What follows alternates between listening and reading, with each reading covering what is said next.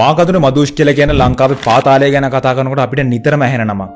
මෙයා ඇත්තටම මැරුණේ කොහොමද? වෙඩි කීයක් තිබ්බද? 25කට 20ක් තිබ්බා. එතන තිබුණේ MP කේස් දෙකයි. ඔව් එයාගේ මරණය සිද්ධ වෙන විදිහත් පොඩි ප්‍රශ්න ටිකක් තියෙනවා.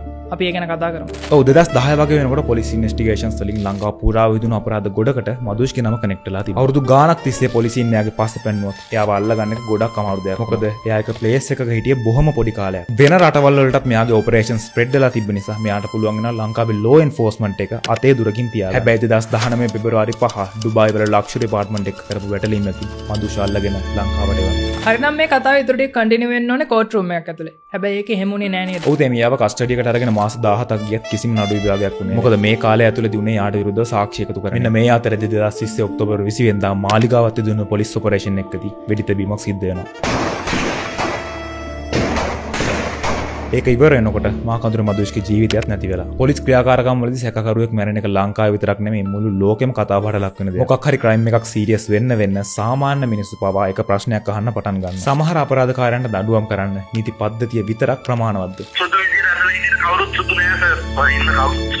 මට මතකයි මේකේ උත්තරේ විදිහට ඒක ප්‍රමාණවත් නෑ කියපු පොලිස් ඔෆිසර් කෙනෙක් ඇමරිකාවල හිටියේ. ඔව් early 1980s කියලා කියන්නේ ඇමරිකාවේ මියාමි වල ඉතිහාසෙ තිබ්බ හරි අවුල් කාල පරිච්ඡේදයක්. මේ වෙනකොට මියාමි කියලා කියන්නේ ජාත්‍යන්තර මද්ද්‍රව්‍ය ජාවාරමේ ප්‍රධාන මූලස්ථානය. අලු සල්ලි වලින් නගරේ පිරීලා ගිහින් අපරාධකාරී එකිනෙකත් එක්ක නිතරම ගහ ගන්නවා. මෙන්න මේ අතරදී තමයි ඔයා කියපු මැනුවල් පාද්‍රෝ ජූනියර් පොලිස් ඔෆිසර් කෙනෙක් විදියට මියාමි වල තිබ්බ පොලිස් ඩිපාර්ට්මන්ට් එකට එක දවසක් ඇද්දි මෙයා තේරුම් ගන්නවා ජස්ටිස් සිස්ටම් එක වැඩ කරන්නේ නැහැ කියලා. මොකද ගොඩක් වෙලාවට අපරාධකාරයෙක්ව අල්ලගත්ත ගමන් ඊළඟ දවස් වෙනකොටම එයාව රිලීස් කරනවා. ඉතින් මෙයා එයාටම කියා ගන්නවා සිස්ටම් එකෙන් අපරාධකාරයන්ව අයින් කරන්නේ නැත්නම් මේක මම්ම කරන්නම් කියලා. මේත් එක්කම තමයි මියාමි වල මත්ද්‍රව්‍ය වලට සම්බන්ධ කිහිප දෙනෙක්ම එක පේලියට මැරෙන්න පටන් ගන්න. ඔව් මේක පටන් ගන්න 1986 අප්‍රේල් 26 වෙනිදා ජුඩිත් බුචි කියන කාන්තාවට සහ එයාගේ බෝයිෆ්‍රෙන්ඩ්ට වෙඩි තැබීමක් සිදු වෙනවා. බෝයිෆ්‍රෙන්ඩ් මරනකොට ජුඩිත්ගේ ජීවිතේ මෙතනදී බේරෙනවා. මෙන්න මේ සිදුවීම කොච්චර වැදගත්ද කියන එක ඉස්සරහට තේරෙයි. කොහොම හරි අවුරුද්දක් වගේ කාලයක් ඇතුළත මේ ඝාතන මාලාව සිද්ධ වෙනවා. මේ වගේ තිබ්බ කන්ට්‍රෝල් එක සහ කැල්කියුලේෂන්ස් එක පොලිසිය නිගමනය කරනවා 1986 1987 කියන කාලය ඇතුළත සිද්ධ වන මේ අපරාධ එකිනෙකට සම්බන්ධයි. අන්තිමට පොලිස් ඉන්වෙස්ටිගේටර්ස්ලා එක නිගමනයකට එනවා. මේ ඝාතන කරන්නේ කල්ලියකට සම්බන්ධ කෙනෙක් නෙමෙයි. පොලිස් ඉන්වෙස්ටිගේෂන්ස් ගැන හොඳ අවබෝධයක් තියෙන කෙනෙක්. මේ සැකේ ටිකෙන් ටික පද්‍රෝග පැත්තට හැරෙන්න පටන් ගන්නවා නේද? ඔව් පොලිස් ඉන්වෙස්ටිගේෂන්ස් වලින් මෙයාව අපරාධ කිහිපයකටම ලින්ක් කරනවා.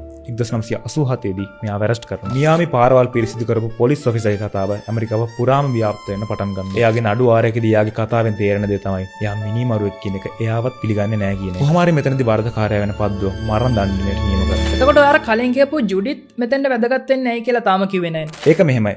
ජුඩිත්ට පුළුවන් වෙනවා එයාගේ බෝයිෆ්‍රෙන්ඩ්ට වෙඩි තිබ්බ කෙනාගේ මූණ බලා ගන්න. පස්සේ එයා ඇසින්දුරු සාක්ෂිකාරයෙක් විදිහට පද්‍රෝට විරුද්ධව සාක්ෂි ලබා දෙනවා. හිතලා බලන්න මෙහෙම මැරෙන්න යනවා කියලා දැනගද්දි මේ කතාවේ හිටපු ජුඩිත් වගේ අපරාධකාරයෙක්ට ඒක කොහොම ෆීල් වෙන්නේ නැති. එයා මෙතනදී හැසිරෙන්නේ නැත්තේ මොන වගේද? ඔව් මං හිතනවා මේ ෆීලිං එක ඔයාට හරියටම ගන්න පුළුවන් වෙයි. අප්‍රේල් 23 වෙනිදා රිලීස් වෙන රිවර්ස්ටන් මූවි එක බලන්න. මේ කතාව ගෙතෙන්නේ කිසිම ට්‍රයල් එකක් නැතුව පොලිසියෙන් මරන්න අරන් යන අපරාධකාරයෙක්ගේ වටේ. සර්ට හෙට තව තරුවක් හම්බ වෙයි. මට තියෙන එකම තරුවක් නෙවිලා.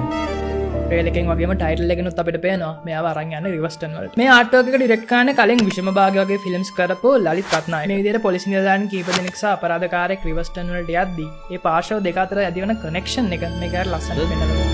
ඉතින් හිටියන මන්සර්ට උදව් කරනවා.